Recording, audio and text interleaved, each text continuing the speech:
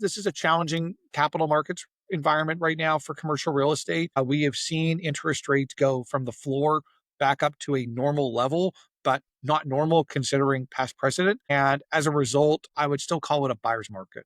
It's not a seller's market. So the biggest challenges that we're facing is capital raising, finding new investors that are prepared to go into commercial real estate. We're not as well risk managed as they probably thought going into it.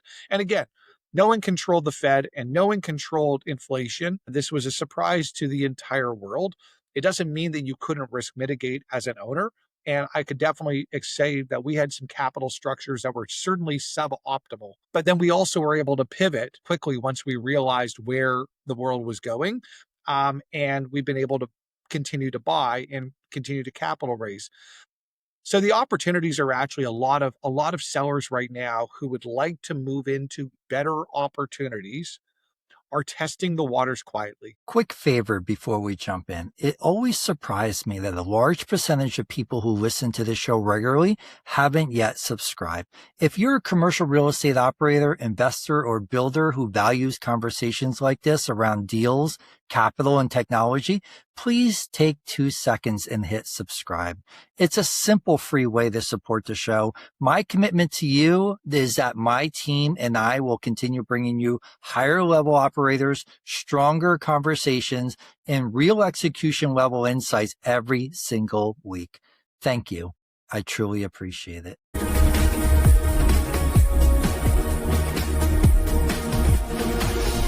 Welcome back to the AI Edge podcast, where we talk with operators, founders, investors, and leaders who are actually building in the real world where capital, timing, discipline, and execution all matter. Today, I've got Brian Kerr, president of Snowball Developments. And this is going to be a sharp one because Brian's being a perspective you do not hear often enough in commercial real estate, especially right now. He sits at the intersection of private capital, urban development, portfolio construction, and economic development with more than 2 decades of experience spanning both the private and public sectors. What stood out to me immediately is that Brian is willing to say something most people in the markets do not want to say out loud, that too much capital chasing development can create mediocre to terrible returns. And that risk can be mispriced when everybody wants to keep playing offense just because money is available. Brian, I'm really looking forward to this one. Glad to have you on. Welcome to the show. Hopefully it won't be too contrarian, but I will possibly take a few hot takes here and there. Fantastic. When someone asks you, what do you do, Brian? How do you usually explain that?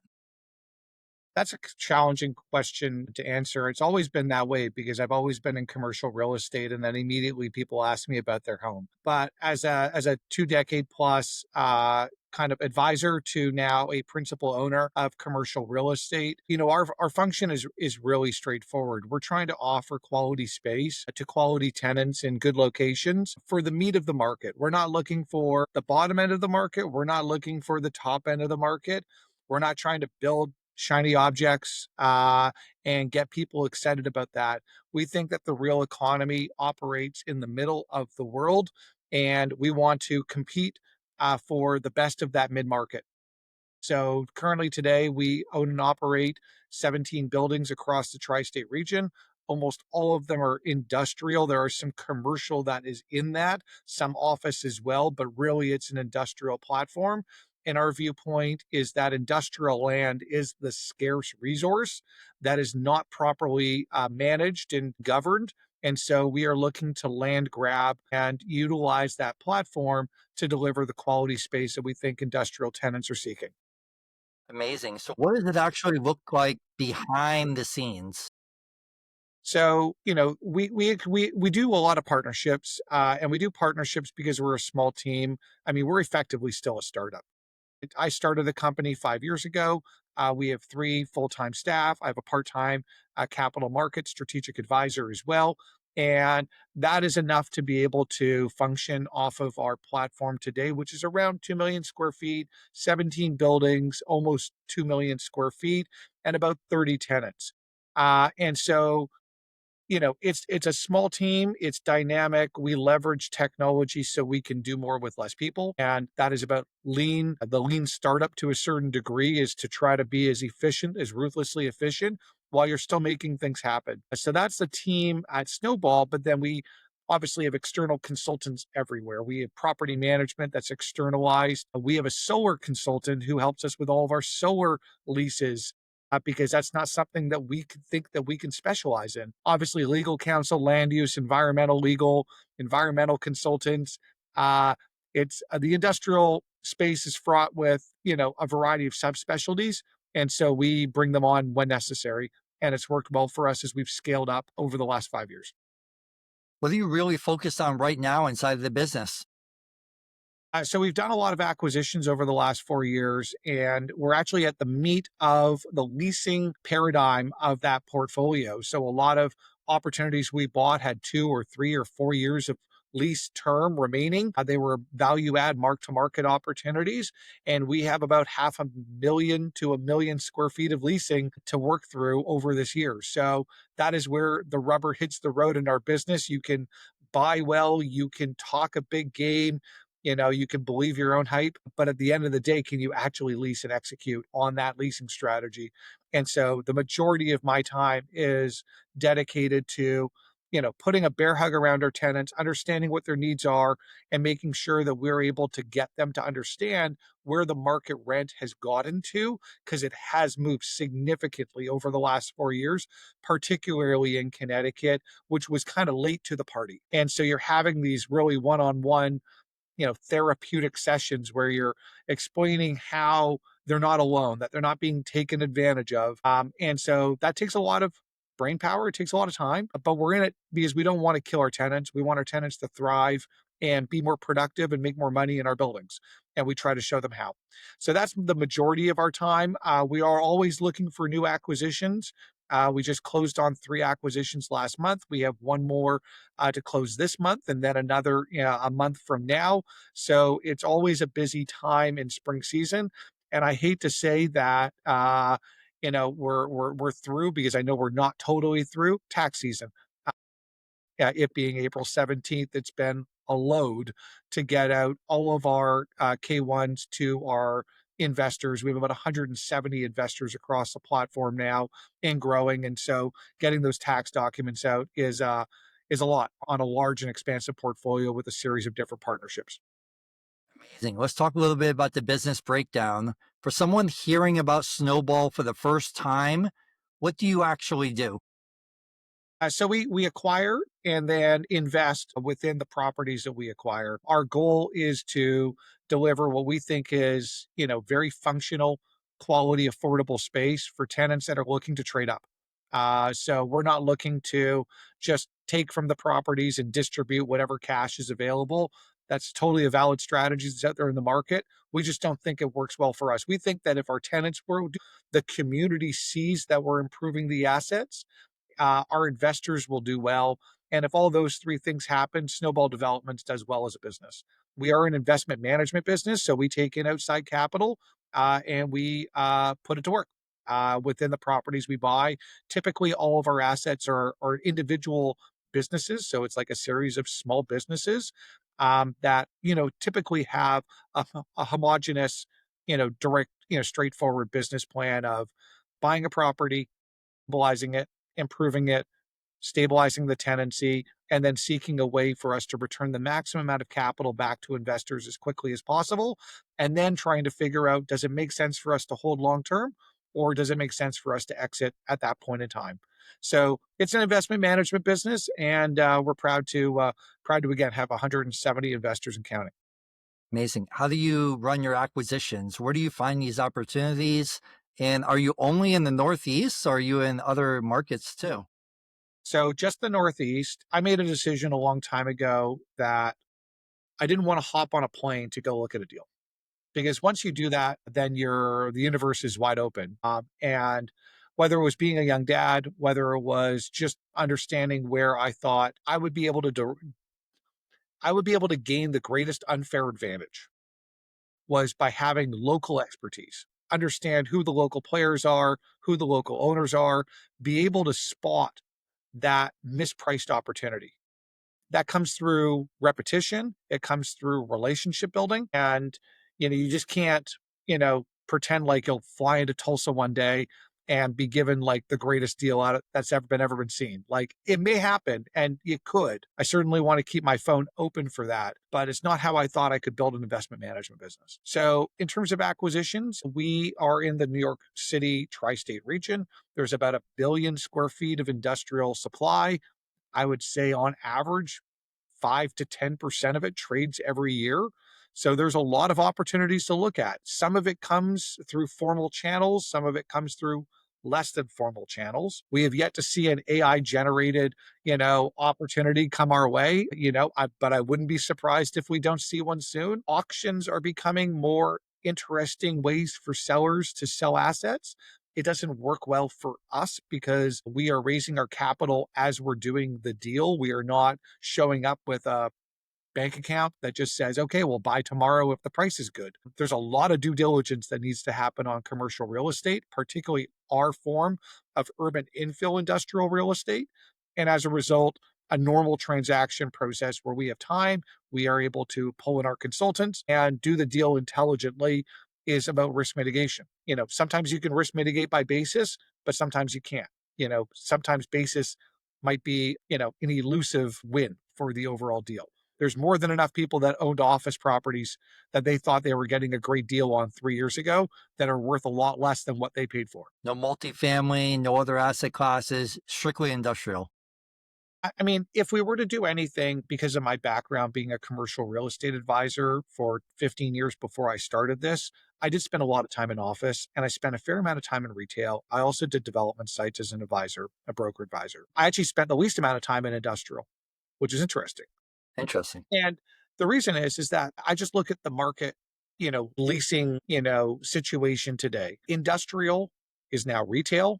Retail is now industrial. There's a lot of convergence within those two asset classes. What I find interesting is that you can really get a really good industrial building where it's mission critical for that tenant to be in that space. There is something that, like, you can't quantify the same way.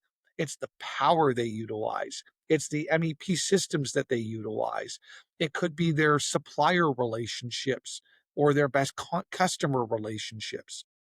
There is a lot of things that go into site selection that may have also been this was the only building that worked 10 years ago, and it might still be the only building that works tomorrow for them. That's not the same for retail, and it's certainly not the same for office. Office tenants are extremely transitory.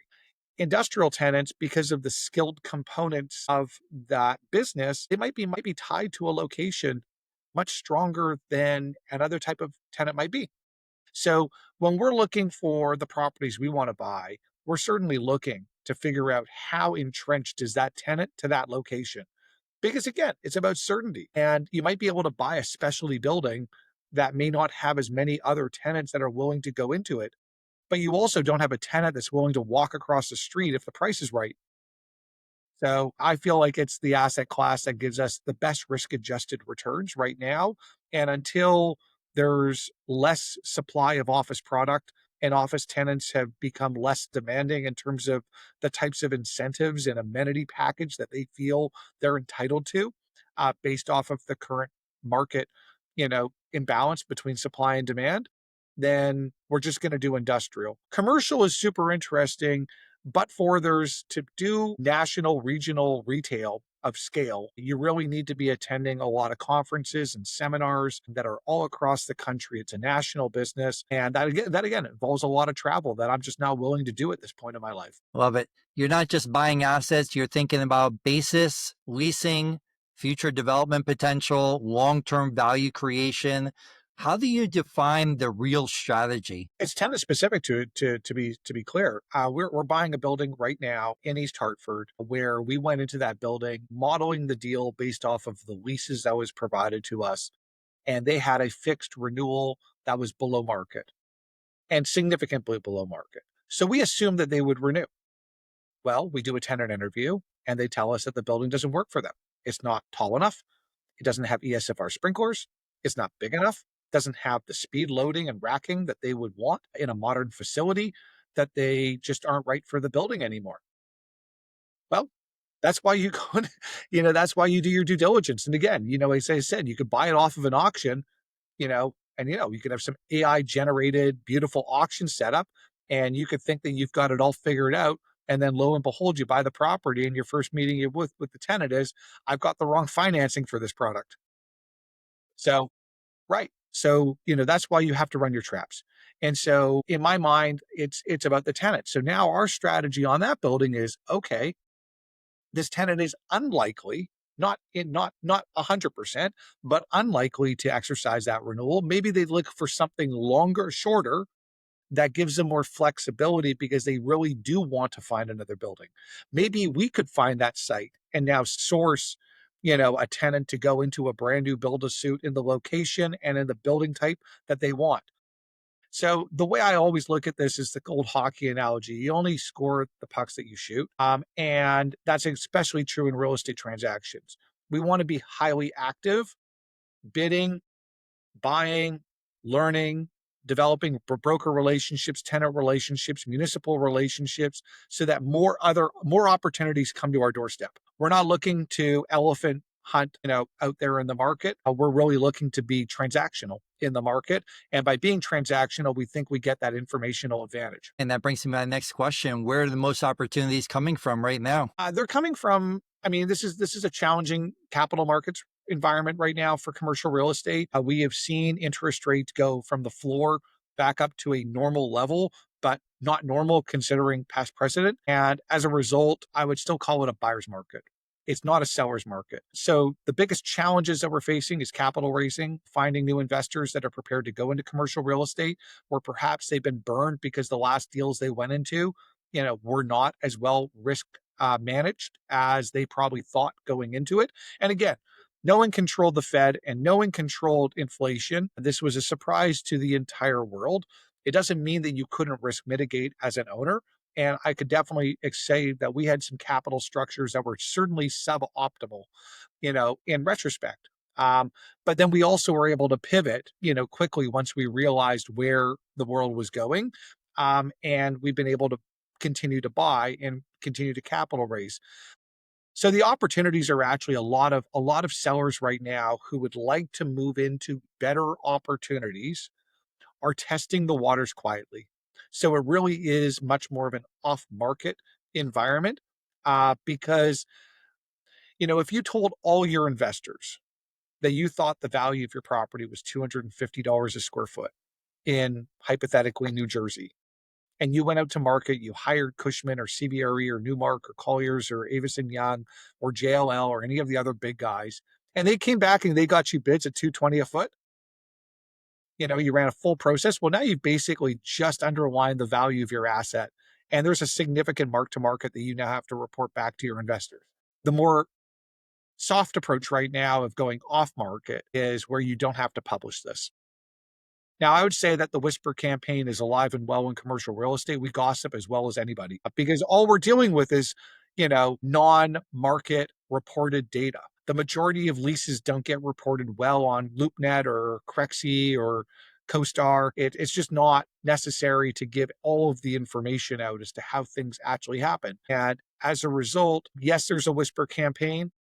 People will know about what happened, but it's not recorded. So the big challenge of big aggregators of data right now is actually really understanding the value of real estate when the majority of deals don't materialize. Like there's a whole universe of deals that are getting priced and just the bid ask spreads too wide. So that's the trick of commercial real estate is we live in a very, I won't say opaque, but I call it a translucent market. It's not transparent. It's not opaque. It is translucent. And being an active participant gives you that understanding as to where everything really truly lands leasing, sales, and all the rest of it.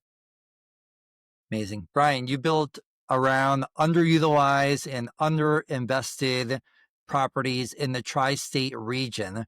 Now, my previous guest would not touch the Northeast with a 10-foot pole, right? What are you seeing there that others are missing? Well, the Northeast is really interesting from a land use standpoint. So, and I think all real estate is land use. That's where it all starts from. In fact, like our whole system of law started from property law. So let's think about what, is the Northeast. You've got a massive peninsula that leads to a series of islands, which is Manhattan and Staten Island and Long Island, a series of large waterways and corridors that bisect out the New Jersey waterfront, the Connecticut waterfront, and up into the Hudson River Valley. So you have pretty unusual and challenging topography to work through.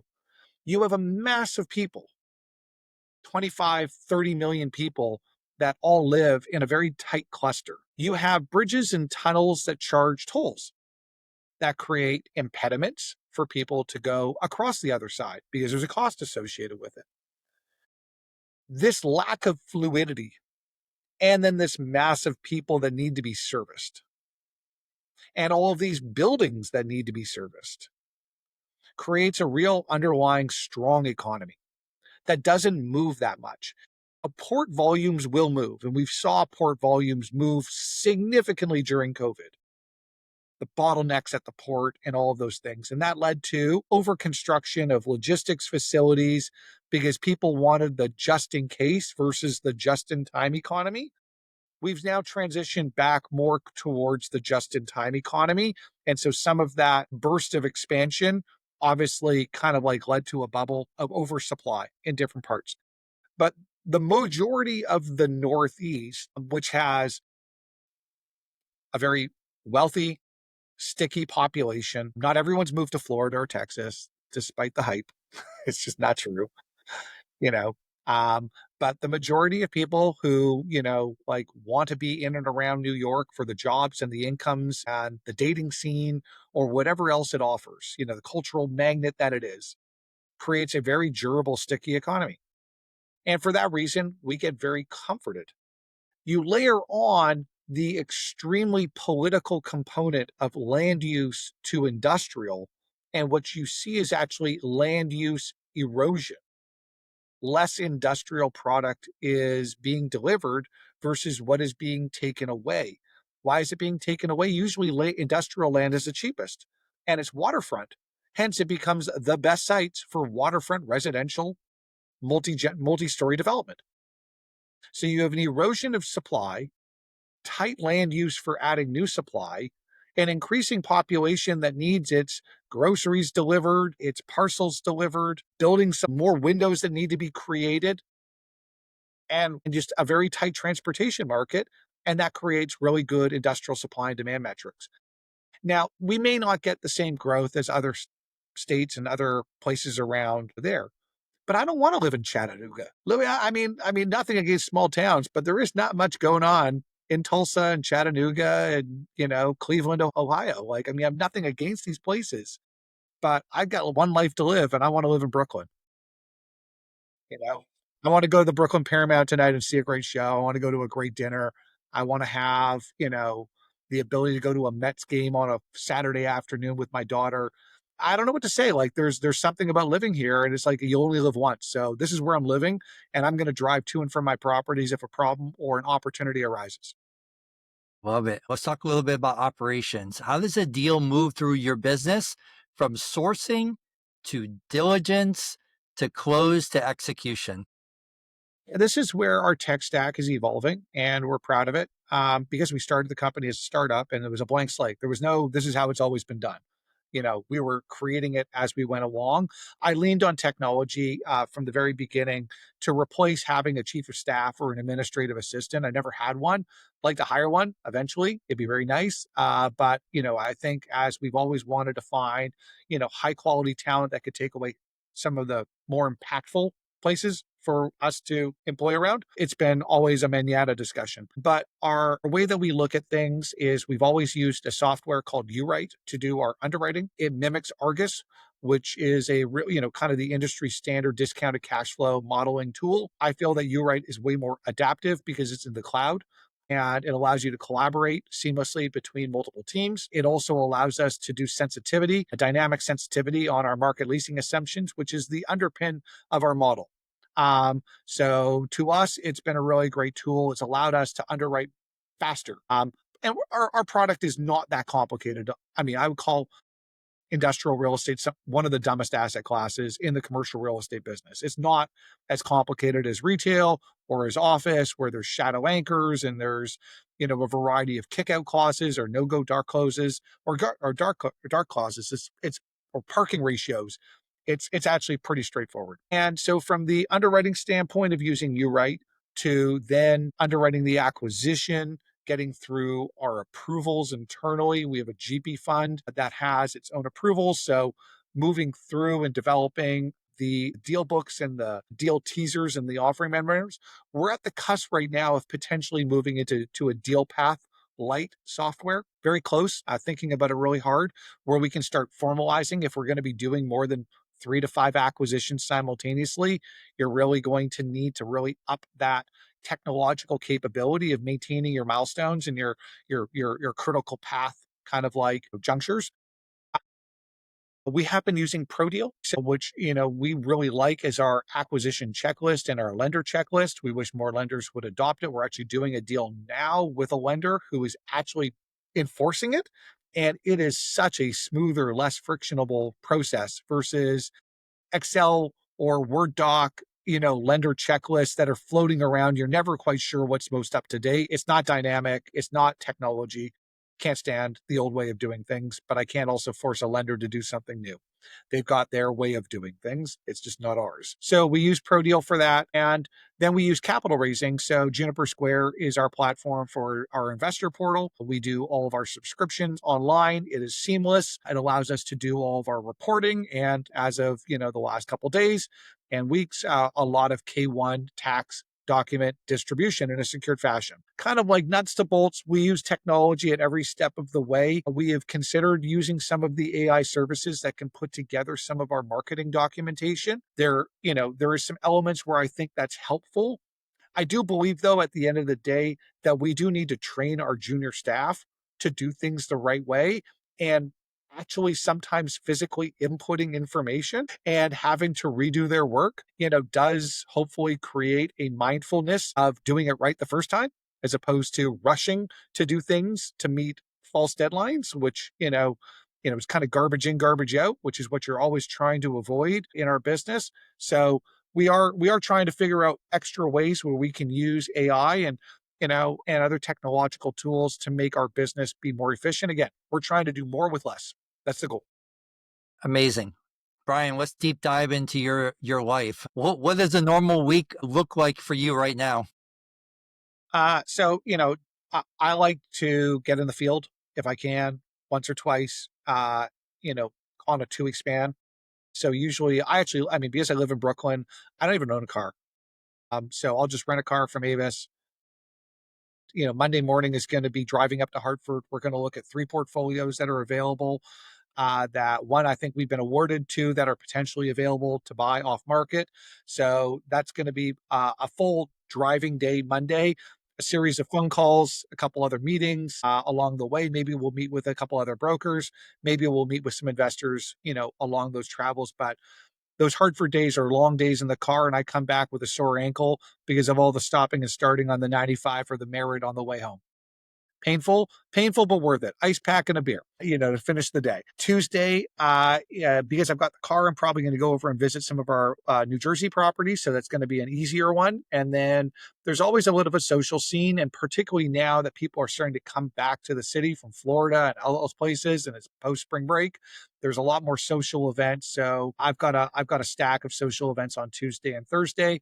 My wife has social events on Wednesday. So we try to alternate because we have to do, our own childcare and try to be good parents. And then the rest of the week, I think is going to be desk work. It's going to be desk time. I'll return the car, desk time Wednesday, Thursday, Friday. And again, it's leasing, underwriting, asset management, and closing a loan. We're closing a refinance of one of our properties in New Jersey next week with that pro deal lender, which we're super excited about. Can't stop talking about the fact that someone's finally seen the light and the future is there. It just needs to be grabbed by everybody else.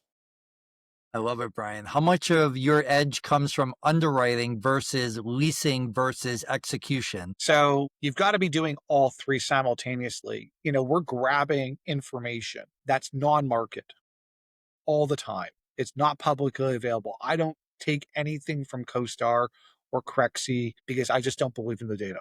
I wish I could, but being a former investment sales broker at CBRE, I hoarded my data like crazy. I did whatever I could to get it. I would get my clients to give me offering memorandums of my competitors in manila envelopes when I would meet them for coffee because I wanted the rent roll, like the real goods. I wanted to see what their market leasing assumptions were. I wanted to see, I wanted to know that deal intimately so that when I was asked about it, because I would get asked about it, I'd have not just some canned answers. I could give them legitimate reasons for why they should buy the building and what they should be looking out for. And I was never going to undermine my competitors' deals. We want everybody to do more deals, more information, more confidence, more businesses being confident to grow. That's the edge. So underwriting is very important. Actively doing the leasing, you got to feel the tenants and their needs. Like we don't have cash flow to distribute if the tenants aren't distributing cash flow to us. Can't figure that part out. It doesn't make sense, right? So you got to hear them. You got to hear their affordability issues. We've got one tenant that got put right in the middle of the tariff shitstorm of last year. And, they're asking for rent relief. And I said to them, well, listen, I mean, are you suing the government for the illegal tariffs that were put upon you? I would hope so. So if I'm giving you rent relief now, do I get a piece of that back later? Right? Like, or, how can we spread this out? Do you want to take more term? How do we make this work for you? Because it's a partnership. You can't just say, oh, I'm just going to buy it and put it on a spreadsheet, and then the spreadsheet is going to tell me how much money I'm going to make. Spreadsheets ain't paying you cash monthly. It's just not. So there's an element to that. And there's also the friction of certain tenants. Some tenants, they really just want to have certainty in their life. Others, they need to have therapy. I can't tell you which is better. All I know is you're going to get them all. And then, the last part about execution is everything in this business. You have to focus on the deadlines. You have to focus on the critical path. You have to say what you're going to do and then just go do it. And so your reputation is everything in the market. We bought 18 assets over the last 4 years. We bought 13 in Connecticut. It makes us the first phone call for anyone who's thinking about, the value. And I say to them always, like, two things will happen if you call me to preview a deal. First is you're going to understand why we think this is attractive to a group like us. Or if it's not attractive to us, we're going to tell you who we think it would be attractive to. So, you'll get some good feedback and then you can go on. You either know that you've got us engaged because it fits right down the runway of what we're looking to do. Or if not, I'm going to give you 3 buyers to call because we want you to do the deal. We want you to get paid because that means I'm going to get the phone call the next time again.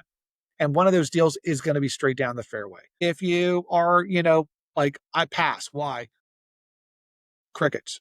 Like, how do you get called again? And then we also, like one of the things that we like to do with brokers is say, hey, listen, if you need an extra bid, we'll put in an extra bid. A bid is support to you and getting your deal done. A seller who sees Snowball's letterhead is going to think that, we ultimately have evaluated the deal. And I think our credibility, is there associated with it. You may not like the price, you may not like the terms, but we're not trying to convince you that we have the best and lowest cost of capital. We're not trying to convince you that we're the easiest to deal with.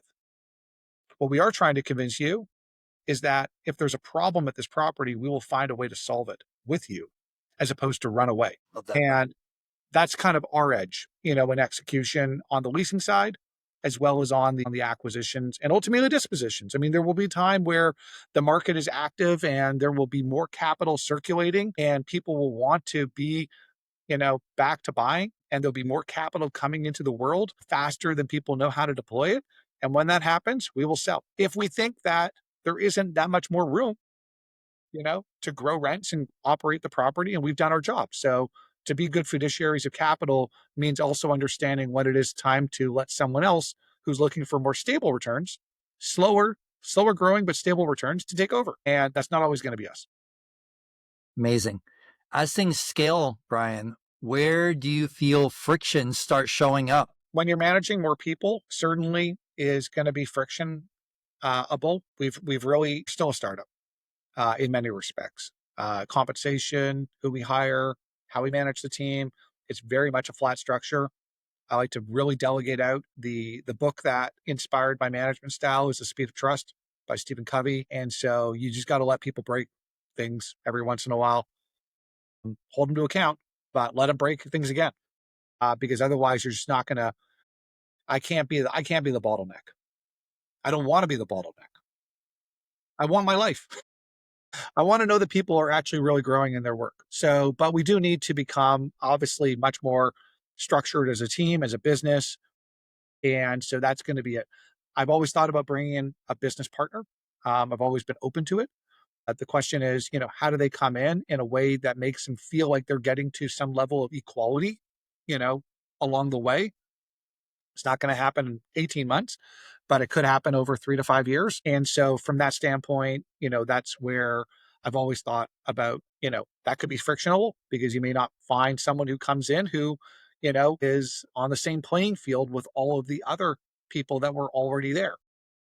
I mean, many startups have had that where they've had to bring in the professional manager who turns into Dr. No, as opposed to the founder who was mostly Mr. Yes, right? Or Mrs. Yes.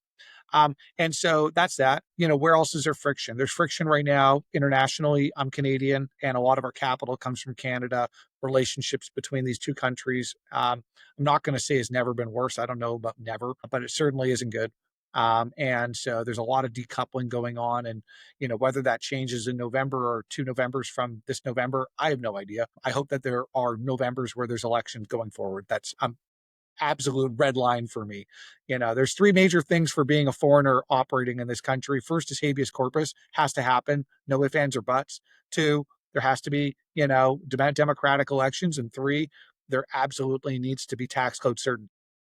Otherwise, life's too short, right? So, there's plenty of ways to do things. Canada's obviously an interesting place for me to think about as a growth opportunity for the business. But I would say the returns are inferior. The returns are inferior for a strange way. There's a lot of capital in Canada, and there's not as many good urban investment markets, investable markets. But the other side of it is that because there's not a 1031 exchange, opportunity zoned, bonus depreciation, there's actually just a lot more illiquidity in terms of people selling their assets. They'll refinance.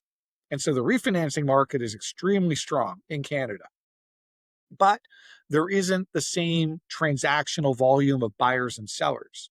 And for that reason, it means that there's only 4 or 5 extremely competent brokers per market that have like 90% of the market share from even like a very small size deal, 5 million, 6 million.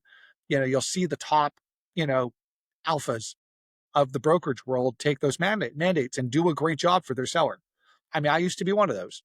Um, you come to the US and like below 25 million, it's the Wild West. You've got Matthews agents, cold calling from, Chicago or Dallas, every single, gas station owner, across the Midwest or the Southeast. You've got off market guys from South Brooklyn who are just, trading emails around with like bad photos and a couple bullets. It is the Wild West. So I call it brokerage arbitrage. You want to buy from the C team, you want to sell through the A team, and you'll probably make 5 to 10% just on that. Nice. Brian, I want to go into something that you said that really stood out. You mentioned that part of why you are not developing right now is because there is an oversupply of capital or development, and that is creating mediocre to terrible returns for developers and their capital partners. Unpack that for us. So there's an element to international and larger capital that has two things that they need to do. First off, the assets that they are working on have to be or should be front cover material. There needs to be a pretty picture that represents in the eyes of the buyer, the end capital source. And this could be some sheik in Saudi Arabia.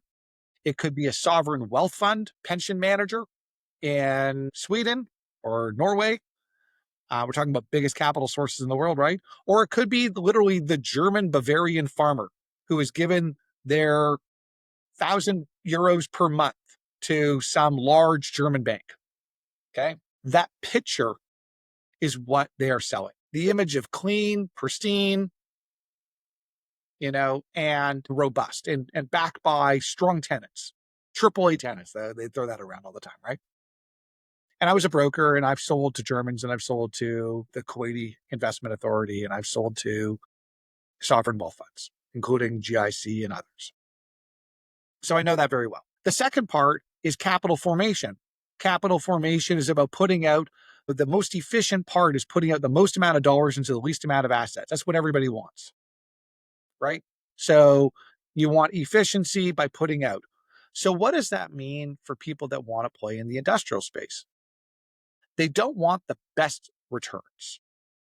They want the buildings and sites and development where they can put out the most amount of capital in the least amount of assets.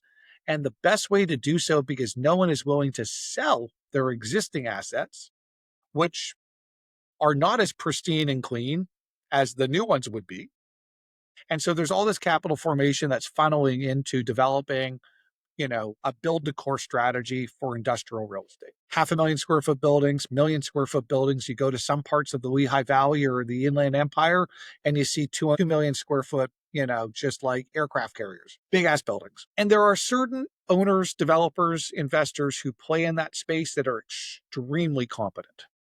They have the international relationships where they have, I'll just throw out a name, Maersk, who leases 40 of their buildings around the world.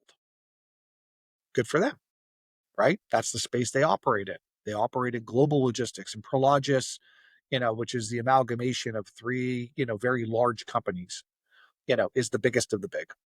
But there's many others, Rockefeller and Trammell Crow and Crow Holdings and many others that are extremely good at what they do.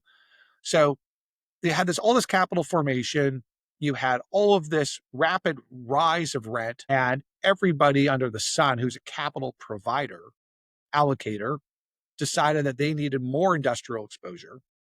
And they've now basically poured as much money into all of the big developers, merchant developers, and or pension fund advisors with a development angle. And they built a crazy amount of supply in all of the major gateway cities that were going through this massive ramp up in absorption.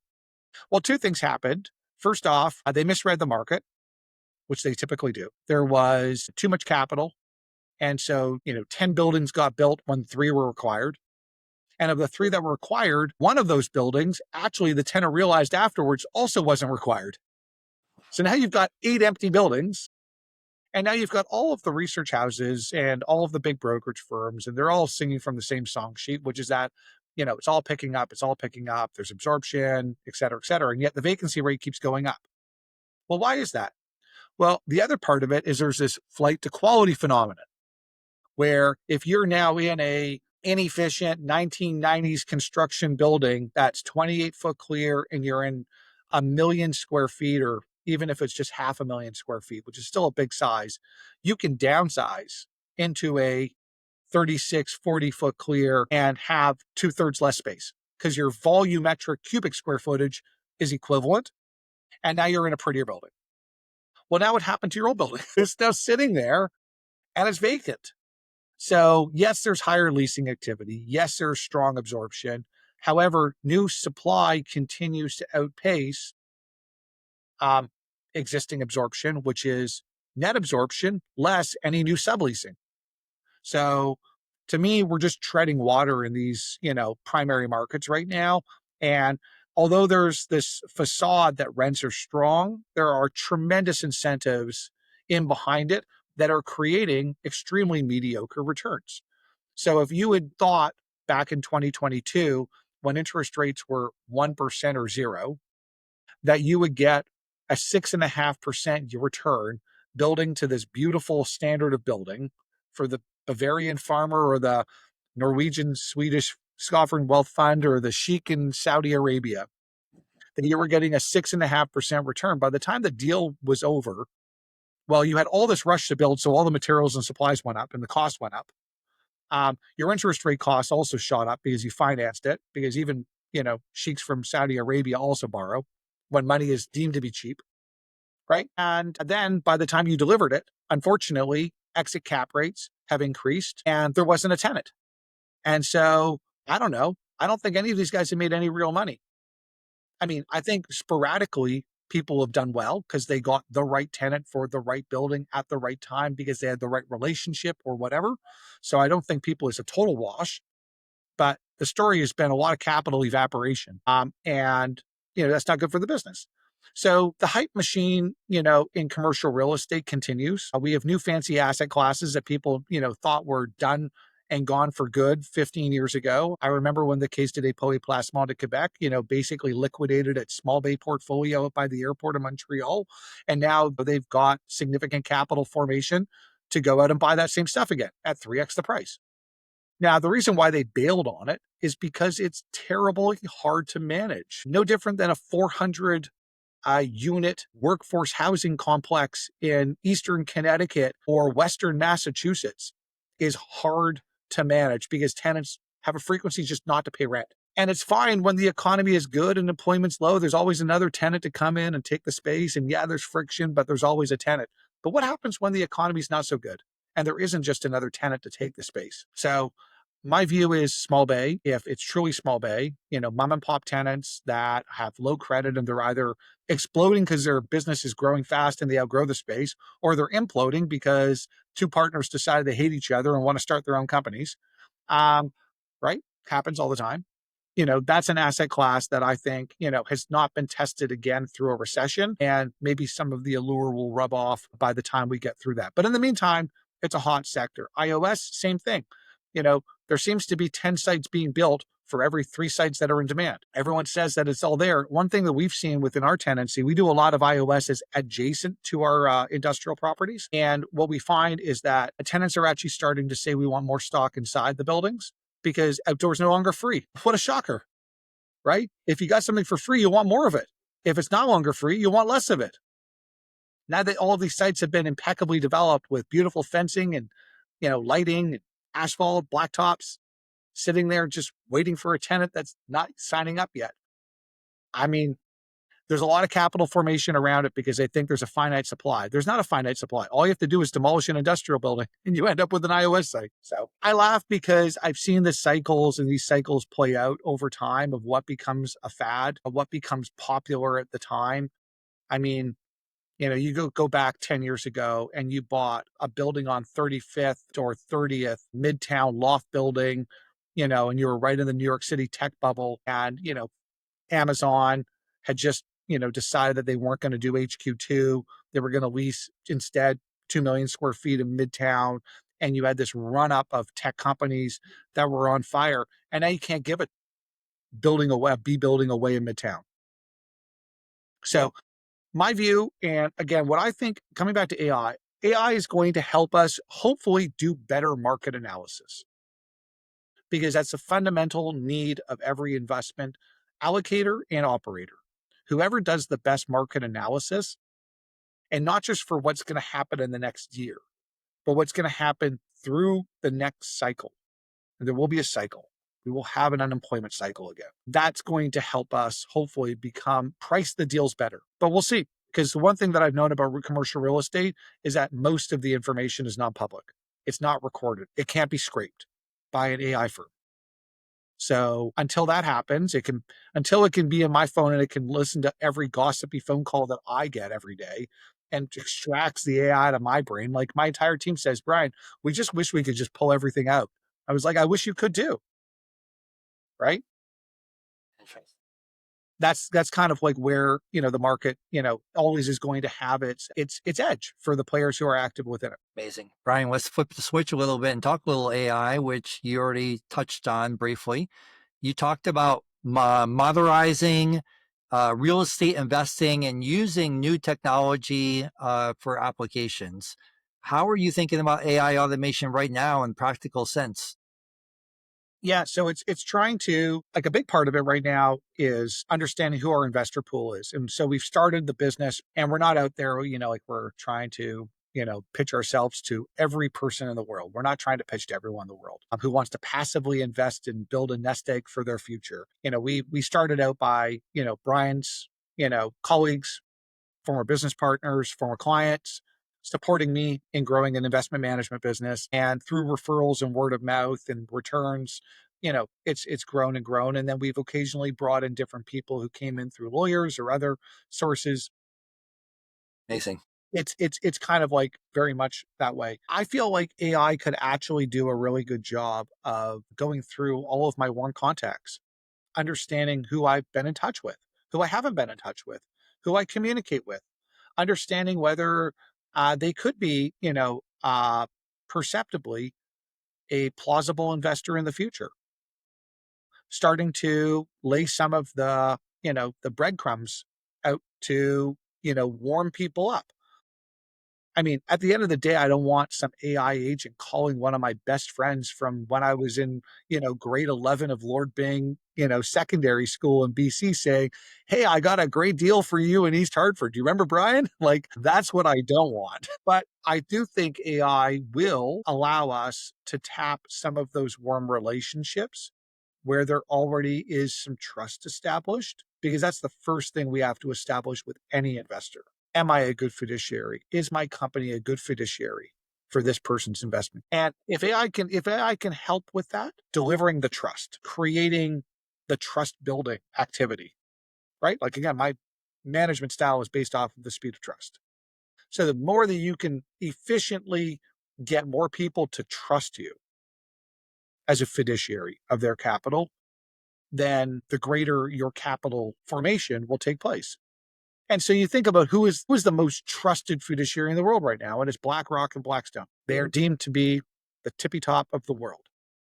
Well, that didn't happen overnight. That happened because of returns. That because they did what they said they would do, and they become this, this great place where, if you're a high net worth family, you know that your money is not going to be stolen, right? And you compare that to the Ponzi schemes and the Madoffs of the world, right? That person had a very good trust building activity. I have no idea how he did it, but he had this interesting sales pitch of like, you just can't get in. Like, I don't think I have room for you. Sorry. Like, so that was kind of like the FOMO, skill.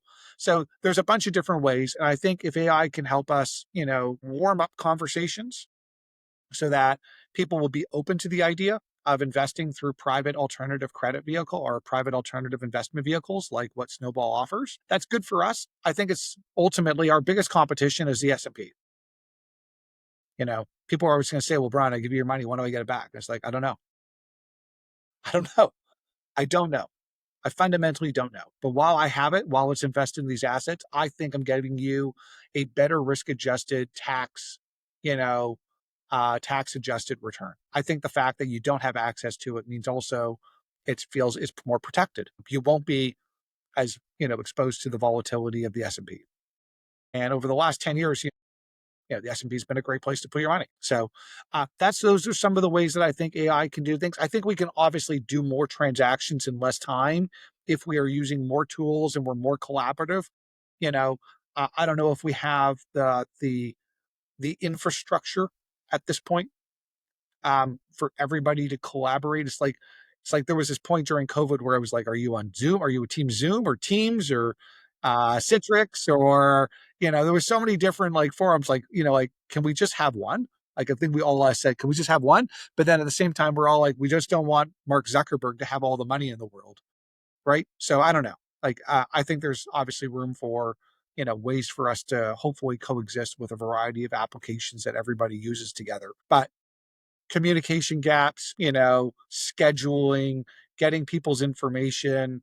Um, there's just a lot of baby steps in commercial real estate transaction work that, again, are frictional and maybe sometimes deliberately frictional, that things don't happen too quickly. You're not overreacting too much to what's happening. It's like trying to invest in the world over the last 4 weeks of the Middle East crisis. Pretty hard to figure out what was going to happen the next day. Brian, where do you feel as though AI is overhyped right now? Where is it overhyped? That everyone's going to have an agent.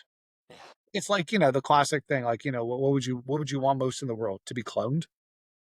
Would we all want to have a clone who could just like, so I could F off and have fun while the clone actually does what I do every day? I mean, I think that's pretty overhyped. I don't quite sure, that's the way we're going to go forward. But there's a lot that AI can do, certainly more efficiently than humans can do, and should be outsourced.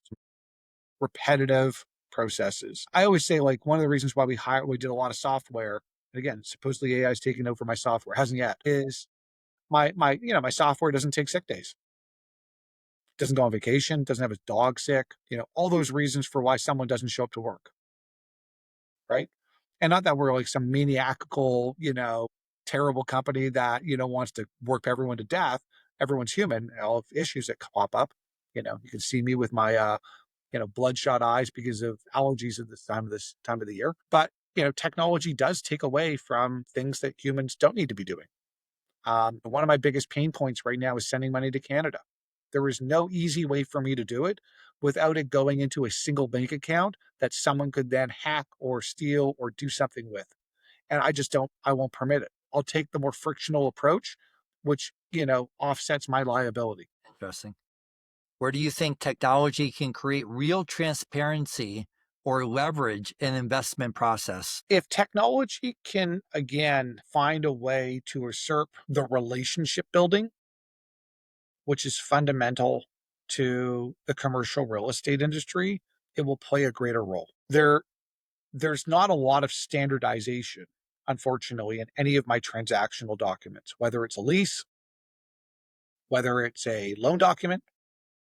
There seems to be horse trading on points, and at some point we just have to tell people we're done. We're stopped. We're not going to negotiate anymore. These points that we feel we are entitled to are just not important. Like, not important enough. They could be important, but just because they could be important doesn't mean they're the absolute. They're not the king piece on the chessboard. And so it'd be interesting to see how we get people to want to just standardize more. I would be interested in more standardization. But I'm not the only participant. And again, here's the issue for commercial real estate. I think I saw it published last week. Greystar is the largest landlord in multi-residential properties across the United States, and it is a 0.4% market share. Wow. They're the largest. Blackstone, who is the largest commercial real estate owner, lender, etc., has less than a 1% overall market share, including office, life science, industrial. They're not important. They don't actually make a market in any of the markets that they function in. Maybe in a micro market, but in the overall market, they are but nothing. And so I am a minnow of all minnows. You need collectivism to do that. Whereas, you go to technology and Google has its market share, TikTok has its market share. And so, feel like it's a really long slog. And to a great degree, it's good that industry is that fragmented, but it does make the pace of change very difficult. It's also an industry that's highly regulated by government. And government also is going to slow down that pace of change, but government will catch up. It just takes many more years than people that are on the technology side want it to. When I was at Columbia doing my MS Red, I was doing some prop tech classes, and really great, professors there, Josh Pankman, who, is head of the IA lab at Columbia right now, and Zach Aarons at Metaprop. And we came up with a project that was all about cutting red tape for building permits. And I've seen a couple examples of like some pretty good technology products that have come out now. The question is, will, the Department of Buildings, DOB of every city and state adopt it? And our plan was like, let's just do it first in Staten Island, because that's the least amount of construction activity and it's still within the DOB framework. So if you're going to pilot it in a place where, it makes sense. So I'd be delighted to see any of these ideas or concepts come to light. But government needs to say we're okay with it because they're the stewards of the built environment, whether we like it or not. And a business built on judgment, relationships, and market timing. Where do you think AI helps without replacing real operator instinct? Definitely the political side. I think that's where, again, we do a lot of market research on where we want to operate in. I think I could probably get more intelligence scraped from AI based off of, pulling like publicly available data, right? Which is where AI can be helpful, is a publicly available data. So, you know, are certain markets becoming more pro development? Is there, if you were to look back 5 years ago, the current YIMBYism that has taken over at New York City or elsewhere because of the affordability issue, right? So, maybe you can get a better read on where the politics are going. in a micro or regional or national market. I think that could be really helpful because that will take out a lot of the judgment, my gut feeling component to it. Pricing of construction materials, understanding where, ultimately there could be supply risks.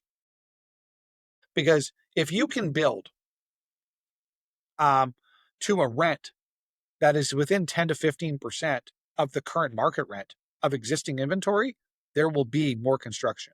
If there is potentially, you know, persistent demand for, that product type in that market. So I think there's definitely things that can, like, people can, they may have some blind spots on. And as I said, the most important thing we do as an operator is market analysis. You have to get your market analysis right because you can be the smartest person in the world and the best relationships and the best, setup. And you could be, you know, killing it in 2019, Midtown, New York City, boutique, tech focused office. And today he could be like, what the fuck did I just do with the last 6 years of my life? I lost all my staff. I made no promote and my wife hates me or my spouse hates me. My dog barely likes me. And what did I just do? Because it was a wipeout. So I think it's removing the blind spots. It's certainly doing better due diligence.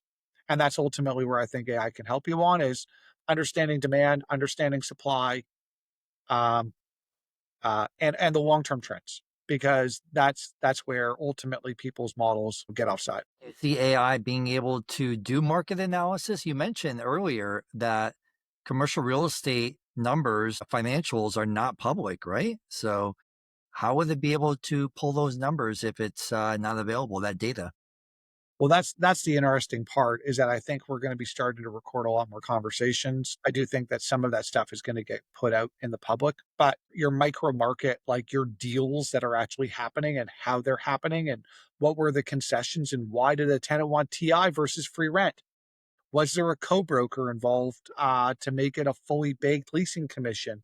When you're backing out a true net effective rent and you're comparing deal one versus deal two, I don't think the AI is going to be able to really get into that level of micro detail. And maybe not everyone's like me where I really care about the micro detail. A lot of people still do deals on the back of a napkin, and that's fine too.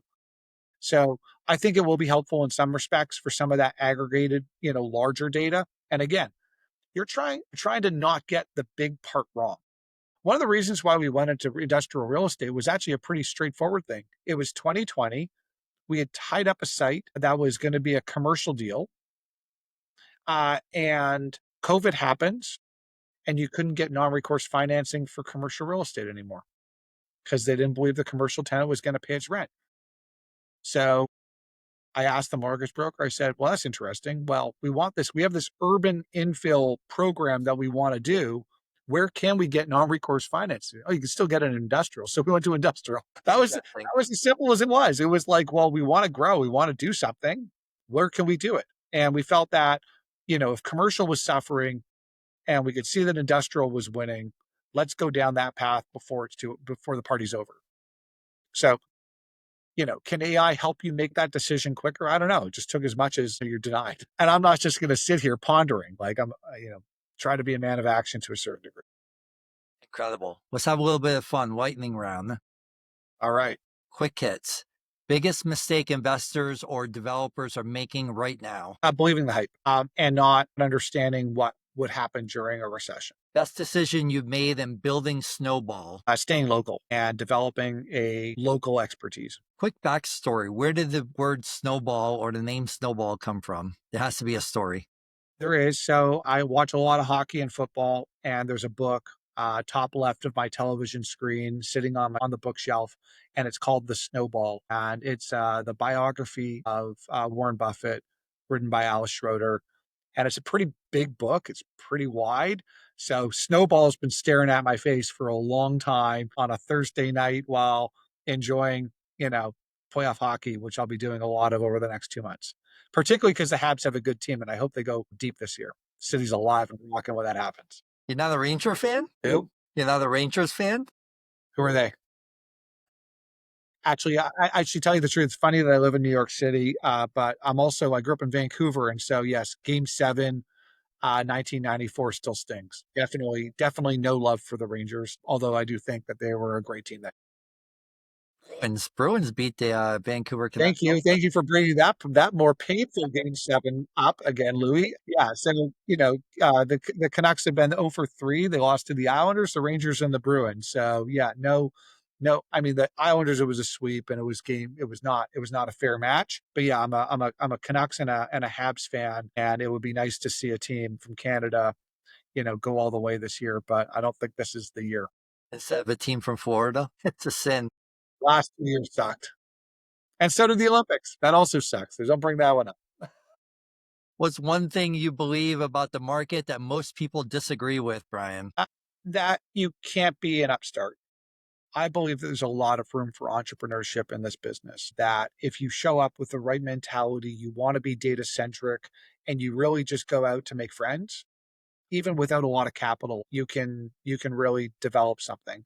I think people need to go with the right mindset though, that, this is not going to be quick. It is a slow building of influence in the market that allows you to succeed in the business. What are you most focused on improving right now? A team. I think that we've got some growth to do within the team. I'm still taking too much of a load. I'd like to, ultimately figure out the ways to be as efficient as possible and to grow up the team so that they can take on more responsibility is always going to be the pain point of a startup operation. Last one, Brian. Where do you think the biggest opportunity is right now over the next few years? This is going to ultimately parrot our biggest thesis, which is that all roads lead to Hartford. It's a two-way market that gets all the benefit of Boston and the greater New York City area, and it's the cheapest rents in the region. So we think that, the consistent growth of tenants towards that market, seeking better rents and larger spaces, is ultimately going to lead to the greatest income opportunity, and that's why we've made our bet there.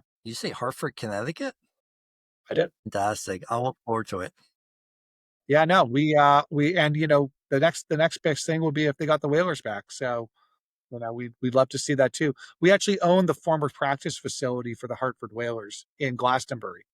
It's now been created. It's now basically a metal shop. And it's open. Well, one of the benefits of an arena, call them free. Interesting. Interesting. Brian, for those who are listening that want to connect with you and learn more about you and Snowball, where's the best place to find you online?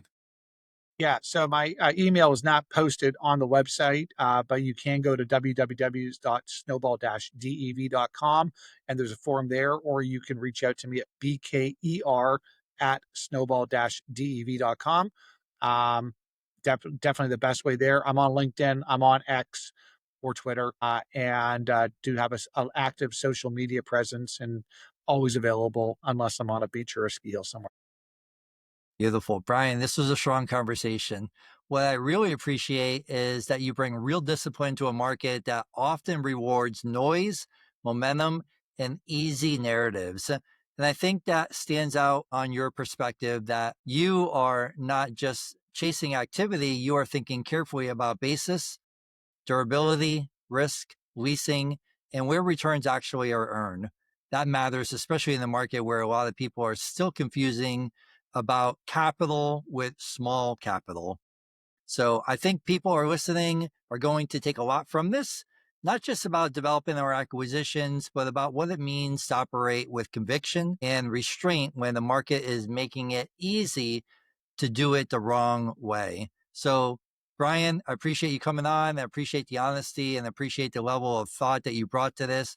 For everyone listening, this is the AI Edge podcast, and we'll see you on the next episode. Thank you, Brian, for being here. Excellent. I really appreciate it.